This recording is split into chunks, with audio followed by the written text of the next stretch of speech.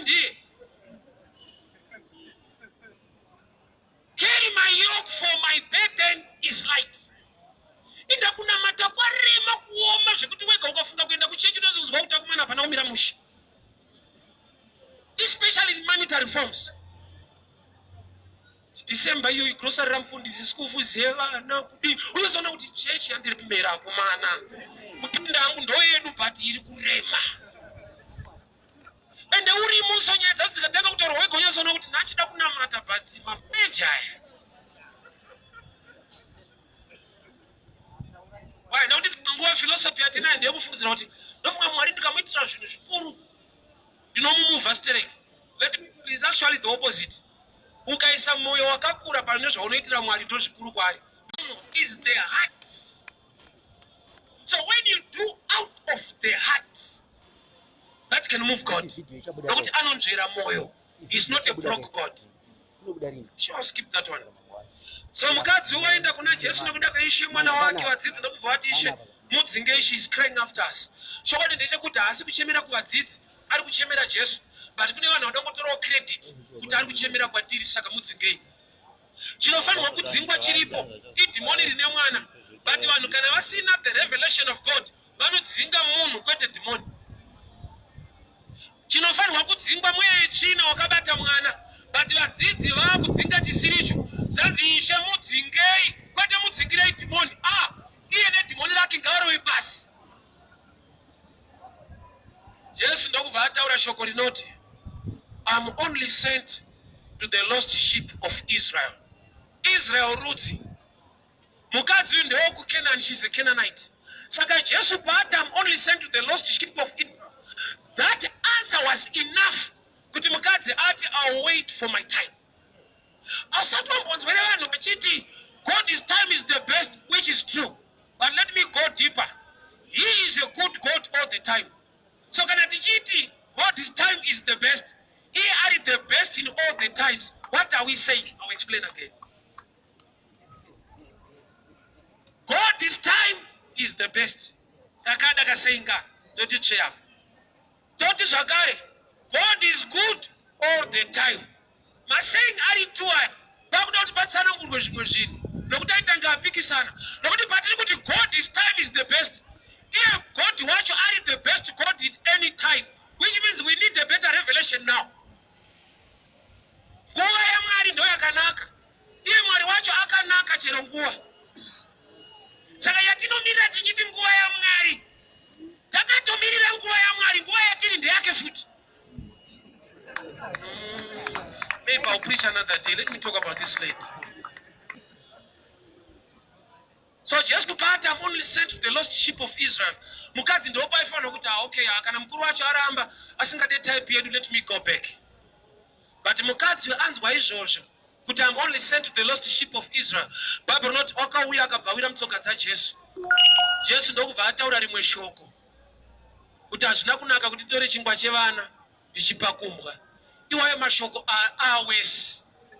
Mukadzi haana kuuya kuzotukwa, auya kuzobatsirwa.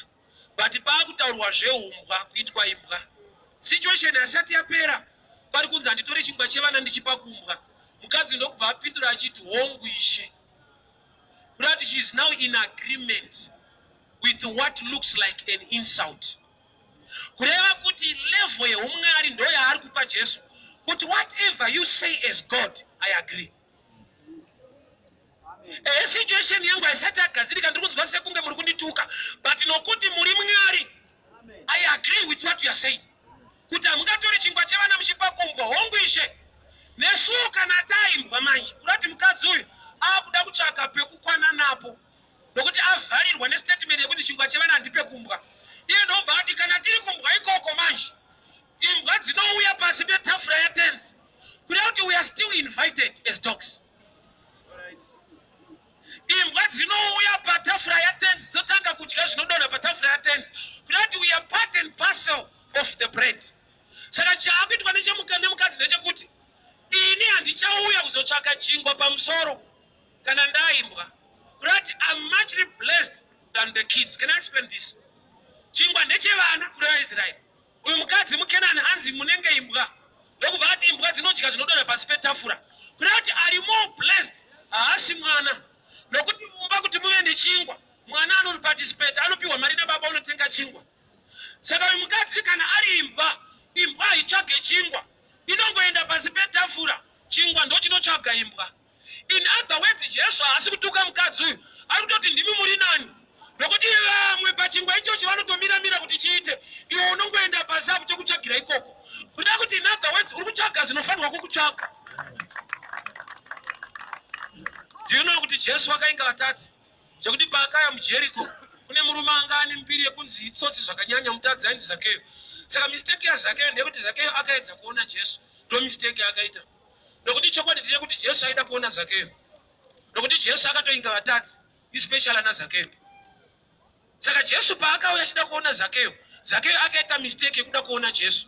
Uye nokuti ukatarisa nyaya yacho akazoona mumwe ndi Jesu. Jesu ndiye akaona Zakeyo kwete Zakeyo kuona Jesu. Kuti Zakeyo anga aunza wrong order, aida kutsvaga zviri kumutsvaga. Proof yekuti Jesu ari kutsvaga Zakeyo. Zakeyo paakabva pavanhu haana kushedzera kuna Jesu kuti ishe ndiri kukutsvagai, akangobva akamhanya akanokwira mumuti. Sei Jesu akaenda same direction. Zakeyo haana kuti ishe ndakumhanya pamuti wepasera, nyika haina muti one. But Bible roti Zakeyo wakamhanya kumuti wemuonde. Kuda kuti muonde ndo wakava law of attraction. Nokuti Mwari pavakauya panyika mugarden Eden vachitsvaga munhu atadza, vakamuwana akapfeka mashizha emuonde. Saka muonde ndiwo unokavha vanenge vari vatadzi. Saka Jesu paari kutsvaga vatadzi anoziva kuti kumuonde handishaye one. Nokuti ndo tsika yavo, Adhamu atadzira Mwari akaenda kumaonde. So ari kutsvaga mumwe ndiJesu, nokuti ndiye akauya kuzotsvaga vatadzi.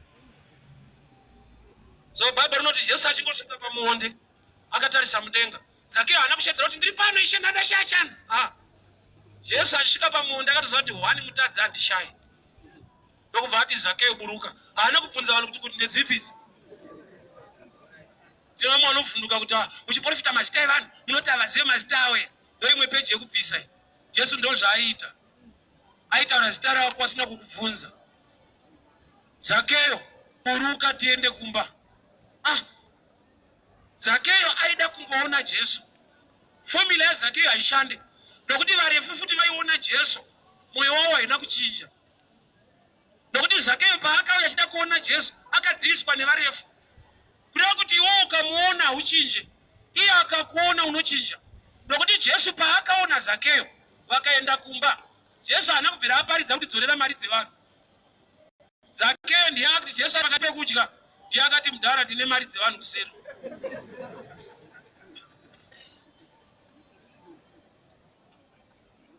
Voziva kuti utsvene hukazara mumba memunhu, kana zvakanaka zvasvika zvisina kunaka, it becomes automatic, zvinotama. Kana une light usatuke rima, ingoisa light, rima rinoenda risina kutupa. It becomes automatic. Ukaintroduce the truth, nhema dzinova exposed. Kana paine rima usapopote, introduce light, and Jesus is the light. Jesu apinda mumba maZakeyo, Zakeyo ndiye akataura yega kuti ndakavhara vanhu mari ndinadzo, ndoda kuvadzorera. Okay, let me talk about this woman. So mukadzi wauya kuna Jesu ndokubvanza hazviite kuti titore chingwa chevana ndichipa kumbwa, giving, kukupa ndichipa kumbwa. Mukadzi ndokubva ati ichokwadi hatisi palevel yekupiwa zvatiri kutsvaka, tiri palevel yekugamuchira zvatiri kutopiwa. Ipapa ndo pane problem yechechi yanhasi. People are seeking what they are supposed to be given. Okay, I'll explain Matthew 7. Kumbira unopiwa, chaka unowana. Ma statement wayo ari tu anongoreva kuti kune zvinhu zviri designed for you to ask and it to be given. Kogoita zviri designed for you to seek. Pane zvinotokumbirwa opiwa. Pane zvaunotofanirwa kutsvaga kuti uwane. Uri kuona speaker? Mwari haana kumboisika. Intelligence dzevanhu nokusika kwavakaitwa neuchenjeri hwakaiswa mavari, vakatsvaka zvinorerutsa kuti vanogone kutaura vasingakuvari pauro. Iyi haisi miracle. Kufunga, kutsvaka zvinorerutsa muupenyu. Hakuna kuitwa prayer kuti kuve nespeaker, kwakaitwa thinking. Ichi chiri palevel yekuti unotsvaka mentally, scientifically and develop. Hauna mate kuti Mwari mavoice ari kupera tipezhwe speaker so panofungwa. zviri mulevel yekutsvakwa. Kogoita zvinhu zviri muremu yekupiwa. Nokuti kana ukazvitsvaka uzviwane, anazvo ndiye unofanira kutaura naye kuti akupe. That's why Adam asina kubvira ataura kuna Mwari kuti handina mukadzi. Ende chiri chokwadi kuti mukadzi anga asina. But hazvaita kuti ati Mwari handina mukadzi. Nokuti aizongonzwa kwamaona kupi. Nokuti chese chaunotsvaga pane kwachiri. Ende wakambochiona kana kuti wakambochinzwa. Saka uchiona chese chausingatsvagi inyaya kuti hauchizive. Izvo zvimukoro uno kutsvaga foni nokuti kwaane mafoni, maselfoni. Wakadi kutsvaga selfoni 1980. Kutsvaga kwako kuri based palevel yekuti chinhu chacho cha-available already. So mukadzi uyu hanzi handingatori chingwa chevana ndichipa kumbwa ndokubva ati hongu tenzi. Ingawa ni mbwanana dzinodya zvinodonha patafura yatenzi. Kureva kuti mukadzi uyu by revelation haufaniri kutsvaka chingwa. Chingwa chinotsvaka iwewe ukaziva identity yako. Iri kunzi tafura is the word of God. Kureva kuti when you are under the word of God, there are things designed to come your way. Zvimwe zvauri kutsvaka inyaya yekuti hausi under. Pane murume Luke chapter 7 akaenda kuna Jesu akati neniwo ndiri mukuru kubasa kwangu kumasoja uko. Ndinoti kune mumwe enda oenda, kune mumwe dzoka odzoka. Saka michitaura ishoko muranda wangu anopora. Statement yemukuru ati I am a man under authority with the soldiers under me. Under acho anobva aita 2. A man under authority with the soldiers under me. Ndikati kune uye enda anoenda kureva kuti chatanga haisi power yekutuma. Chatanga kuva under a certain authority inokupa power yekuti ukataura zvinhu zviitike. So when you are under the word of God, mwanana dzinodya zvinodonha pasi petafura. Kureva kuti tafura inogadzikwa naMwari, Psalms 23 is this the table. This is the table. Ndo chikafu chinodyiwa anogadzira tafura pamberi pavadzivisi. Hachisi chikafu chiri physically.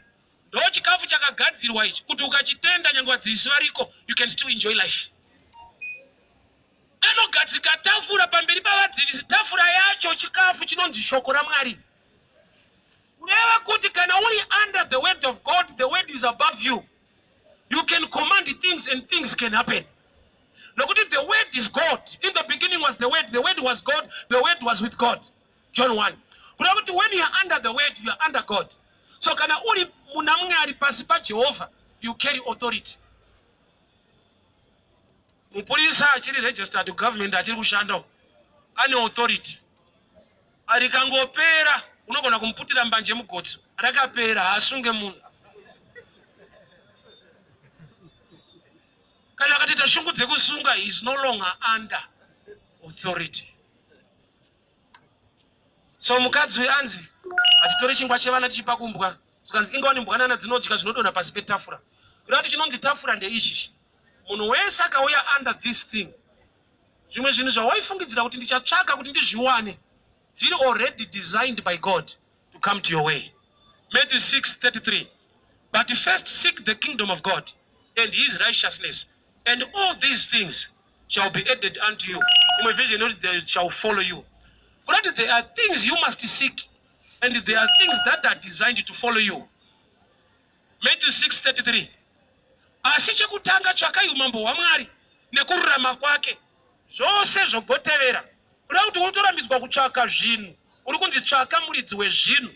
Kana wamuwana ane zvinhu zvaakadesigna to follow you. Inonzi law of attraction. I love this example. Makamboona zvinonzi zvikure kana zvinyawo zvinoitika kumarokesheni ona mufakoso mapurazi nekumamaino. Chinyawo munhu mukuru, but chikapfuura nemulokesheni so hachiteverwe nevanhu vakuru. Unonati wapfana tuchimhanya chikure. But icho mudhara. Inda vafana vachiteera mudhara uyu, madhara asingateere size yawo. Isaini yekuti munhu paanotora manhenga akatora madhaga akazora, lana ndo necha yawo yekuzora madhaga. Saka vapana vakamuona vanoziva kuti mupfana uyu asi mudhara isaizi yedu, nokuti unhu hwake hunoattracta type yedu. Hakuna chigure chakafamba mulokesheni. So that's what I call the law of attraction. There are things designed by God to follow you when you are under the table. And tori chingwa chevana ndichipa kumbwa. Hongu ishe. Ingawa ni mbwanana dzinodya zvinodonha patafura yatenzi. Kureva kuti by nature kune inonzi gravity. Vachidya even vakasada kupa chiri pasi, and you worship God and you stand by his word, no matter people hate you, but because you are designed by God to make it, they will be shocked. Kuti zvafamba sei tisina kumbokubatsira. That's why Mwari achiti kuna Abraham, ibva kumusha kwako kune hama dzako uye kuno, I will make you great. Mwari vari kuedza kuti ndinoda kuti ndibvise credit inoigadzirwa nevanhu kuti zvakazofamba because tichaimira naye zvakazofamba nekuti pane zvatakaita. Inzwa, people can sanction your life, they don't want to help you or to stand with you, but as long as you are under an open heaven, you can still make it. It's not by might or by power, but by the Spirit of God. So hear me so well. Mukadzi ucha discover ndechekuti nature yandapiwa isi insult, itori grace yekuti if I'm a dog, I don't want to look for bread, I must look for the table and go under a table. The challenge ndeyekuti when you are not under the table, unotsvaga zvinhu zviri supposed kudona to you when you are only under the table. Baba, kune zvinhu zvaunowana kana uri muwanano zvausingawani usiri muwanano, zvakuti ukazviita outside wanano hazviwanikwe ikoko, zviri designed to fall when you are in a relationship. Give you a simple example. Mukadzi wa president kuti anzi first lady akaroorwa na president, full stop. Akada kuva first lady asina kuroorwa na president, kana akaita madegree 50 kana akaita zvipi nezvipi, anongoramba achingorembekedzwa outside wedre kunzi first lady. First lady is achievement inoitwa outside the relationship. No matter you are so educated, une influence munyika as a woman, as long as you are not married to the president, you qualify kunzi first lady. Even ukanzi wakafunda kudarika first lady varipo, ndizvozvo hausi first. Qualification yauno obtain through relationship. So there are things designed by God. Kuti when you are under the word of God, you can make it. Owe, kurarama iri mumvura isi choice, I command. Saka uchiona kukatondora muna Juna dzibude. Apana tinombovisa moto unotsvaka majackets. God commanded the waters to bring forth fish. Kureva kuti dziri designed to be there by the word of God. Saka uchiona nyangwe hove kurarama kwayo ari Mwari, Mwari ndiye anopa upenyu. But ikabuda mumvura kana ikanamata sei inofa. Yobuda mvura tena kuti kurarama ndi Mwari, kurarama isi mvura inooma ndichideclare. Saka uchiona mamwe declarations ako hachinje zvinongoramba zvakaoma, you are outside the word of God.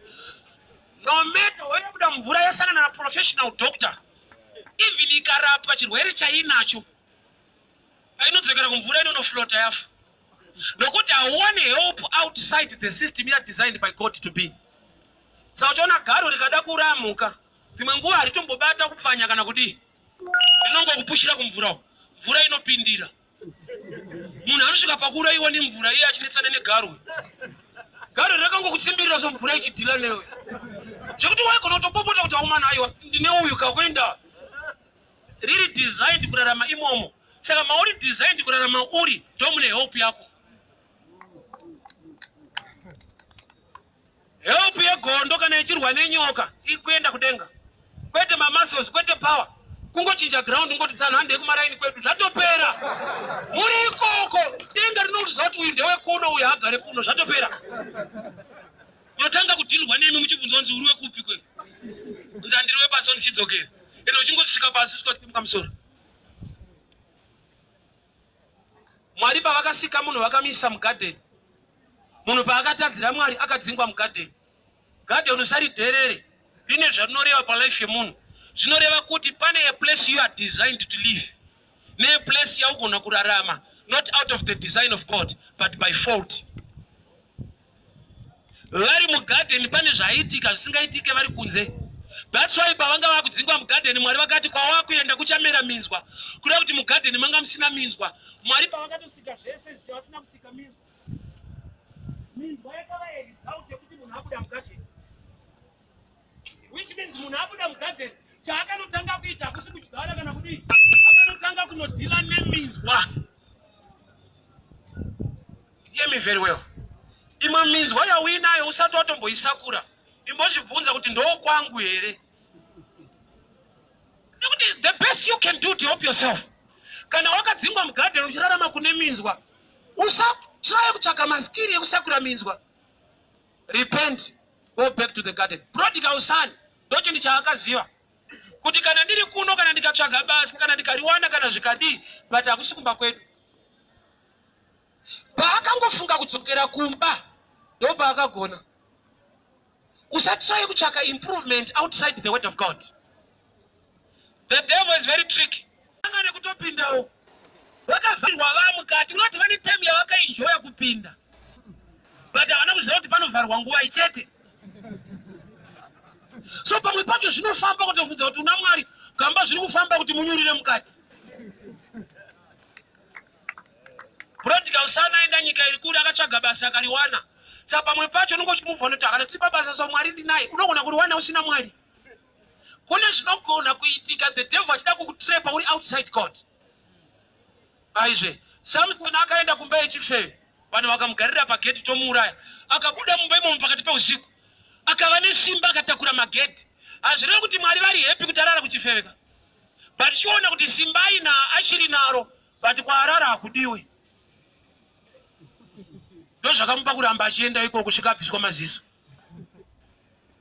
Why? Nokuti aingomuvwa nekuti kana zvichiita nokuti pastatement rekuti akarara kumba kwechifeve, it's a deeper statement. Izvi taimborarako hakungorarwi. Atopedza shongwe ndongorara zvo wabvire ikwenyu ungeno unorara kuchifeve parinoti akarara ikoko ratopedza. Vakararako munotoziva kuti hakungorarwi. Unoti aitoita zvinonyangadza Mwari, but indapa akabuda. He had the same power. Ukanovhara hosepipe munhu achidiridza, ukanovhara tape, pane mvura yagara iri already in the pipeline hosepipe. Iyo kana akatosumudza hosepipe inoramba ichierera ichibuda.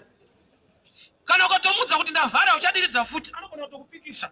Why? Nokuti inoramba ichibuda nokuti kune imwe yagara iri already in the system.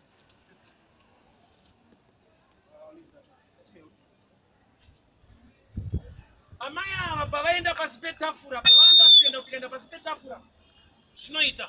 Ndoshoko randanzi ndikuudze. Are you under the table? The table I'm talking about is the word of God. I know that you are under your pastor, you are under your church, but the system yakadizwa in any kingdom for things to happen is when you are under the word. When you are under the church, it's different when you are under the word of God. Mukadzi weSamaria John 4:24 akanyima Jesu mvura. Apedza kunyima Jesu mvura ndokubva taura shoko rekuti takamirira Mesaya, iye achinyima Mesaya waakamirira. Kana uri pasi pechechi unogona kupedzera wakutotadzira Mwari wacho uchita zvechechi yenyu. Saka takamirira Mesaya, Mesaya akauya achatudza chokwadi, ipapo ari kutaura neMesaya akauya, iye achiti takamirira. Waakamirira wacho ndiye waari kunyima. Why? When you carry too much church and less kingdom, you can fight God. Kune munhu anoda church zvekuti chitoparidza kudai mubvunzo wako kutanga ndokubvunza ndokuti munopinda. Pane zvandataura zviri right here zvinovaka here zvine upenyu dzinombopinda ipi? Chechi kana yakakupinda ndochaunotanga kuva nacho. Saka iye anopinda ipi? Because ndakatopindwawo.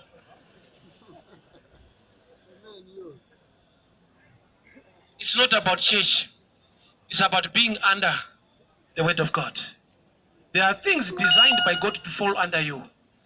Inzwa mukadzi anonzi Ruth paakapinda mumunda ainhonga kumashure zvakasara.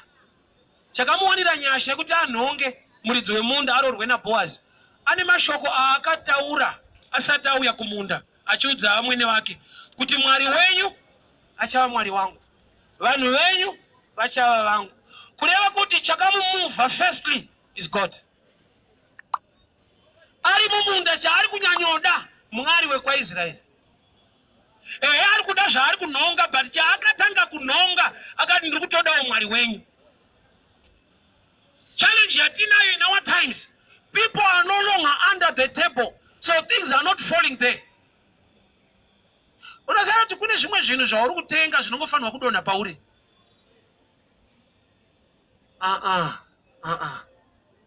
Kune zvinhu zviri designed by God as a free gift to you. But when you don't know the word of God, you can buy the same thing. Kana kutoti kutotadza kuzvitenga zvakaitwa pachena. Can I help you this way? Munoziva here kuti inonzi healing school haisiro yakatanga. Chakatanga healing. Bible rinoti nemavanga aJesu takaporeswa. But sei kwakazogadzirwa healing school? Iyo healing yacho isina ine school, ine chekuita nefaith muna healer. Nemavanga aJesu takaporeswa. Pana kamunzwa chinonzi healing school. Healing haifani kutomboita chikoro. Nokuti iyo healing yacho yakauya kusati kwane chikoro chacho chehealing. But sei kwakagadzirwa inonzi healing school? Inauya kuti people are not aware kuti zvimwe zvinhu ndezvemahara. Vanonzwa kuti ndikachibhadhara ndichikaitika at least namira. Let me help you. Handida kucreate simbe kana nyope kana vanhu vanorwa nevadzidzisi vavo. Ndoda kuti mumbopotawo muchiverenga. Mumbonzwawo kuti kune zvimwe zvinongodonhawo muri pasi petafura. Musaswere muchiti ishe chingwa.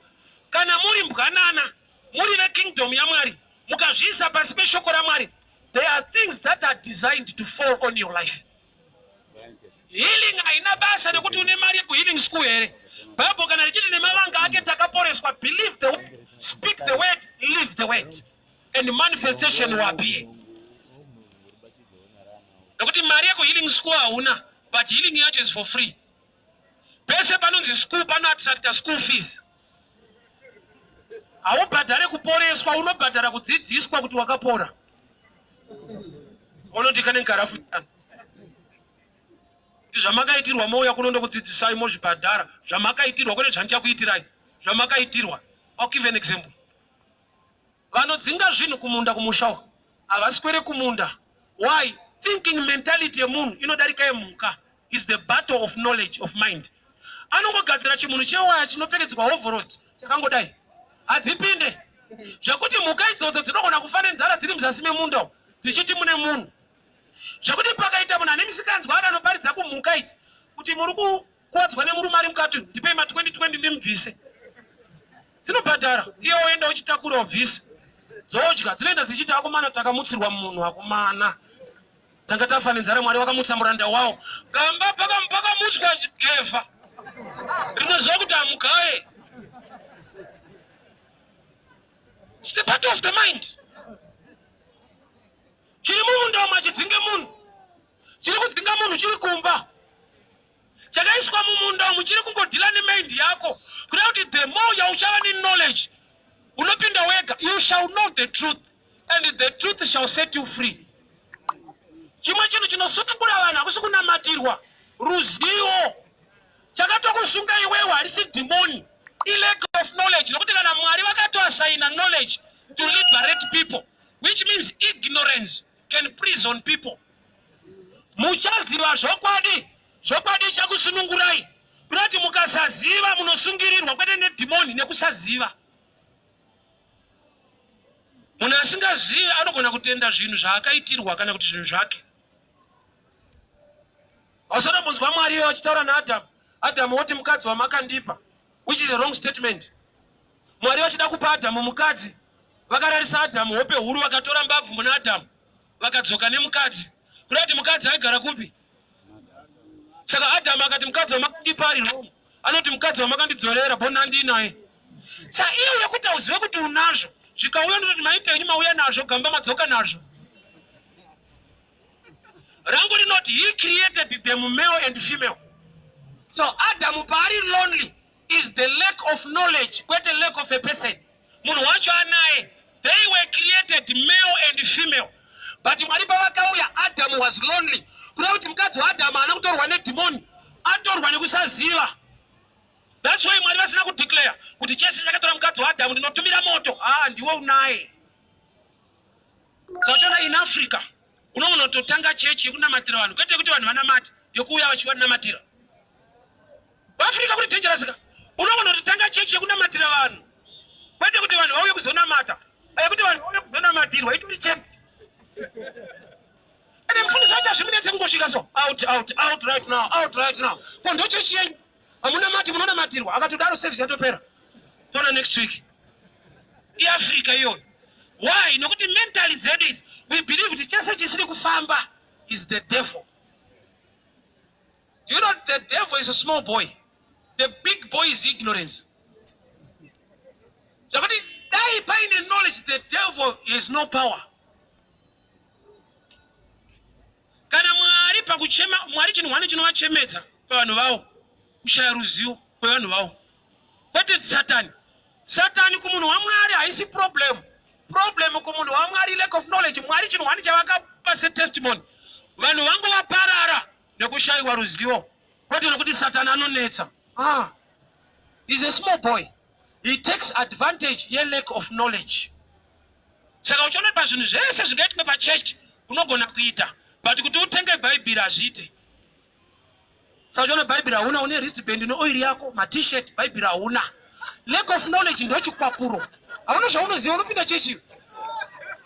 Chese chinotoparidzwa chinyowana, kuna chawakaverenga, una chawakatsvaka, hapana. Zvepachechi nemukarenda egore rinowana yechechi yenyu. Bible reupenyu hwese hauna. Nekarenda re2019. Year of multiplication. Munowedzerei pakusaziva kutsano.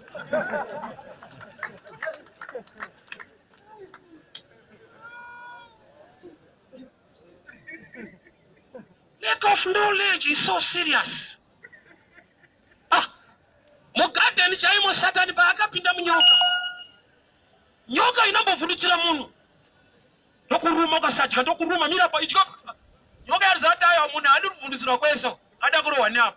Kubva yatotanga kutaura. Pastatement zvikanzi Mwari ari kutotya kuti mukadya munofanana. Yeti uchiriverenga rinoti Mwari akavasika nemufananidzo wake. Vakatofanana kudhara.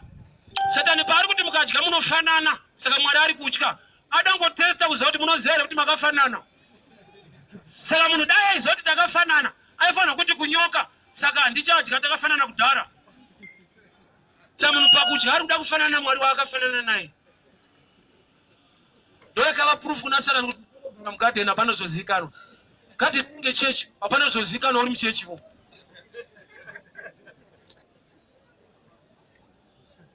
Hear me very well. 2019, make a difference. Get the word of God. Banana dzinodya dzinodonha pasi petafura. Tafura yandaparidza is the word. When you are under the word of God, you carry grace and favor. There are things that are designed to fall into your life. Get under prophet, get under church. I'm preaching kingdom here. When you are under the word of God, because the word of God is God. Yeda ibvumire, yeda inobvumira, yeda idizvi, ma statement evana vacheche. Mwari anoti kudii, ndo statement remunhu mukuru. Shoko rinoti kudii. Yedu yeda iomese. Tinongonamatirwa kumberi kwekutoenda, hatimboita kana zvemamass prayer. Jesu chinhu wani chaakaparidza 3 times aidzokorora kuchechi yake muGetsemani iprayer. Akaenda kwadzidzi vake akati mukai munamati. Akadzoka mukai munamati. Akadzoka mukai. Usafungidza kuti haana mamwe mashoko. Azvati shoko riro ndori nenyaya. Vanhu havasi kuita prayer nokuti vari kutemba kuti ndiri. Yeti Jesu wacho aripo. Ari kuti mukai munamate. Oita vamwe bishop zvavo. Oti musanamati tonamata kuno. Jesu aitoti nyangwe ndiripo munhu ngaamuke anamati. Ndonzi naBishop gare ikoko.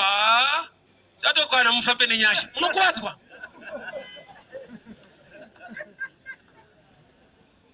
Many must pray always, must not faint. Men, what a bishop, men. Munhu. People hear me very well. If you are under the word, you can have a lifestyle.